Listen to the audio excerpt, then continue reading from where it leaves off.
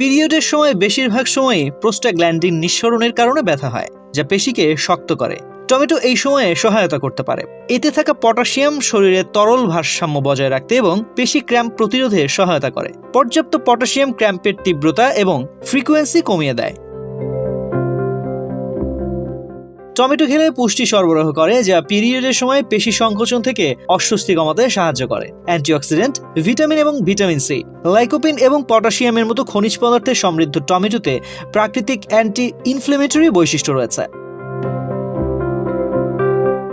নিয়মিত টমেটো খেলে তা পিরিয়ডের সাধারণ উপসর্গ যেমন পেট ফাঁপা, অস্বস্তি এবং মাথা ব্যথা দূর করতে সাহায্য করতে পারে। টমেটো ছাড়াও অন্যান্য অনেক প্রাকৃতিক প্রতিকার পিরিয়ডের ব্যথা সহজ করতে সাহায্য করতে পারে। কিভাবে টমেটো খেতে পারেন?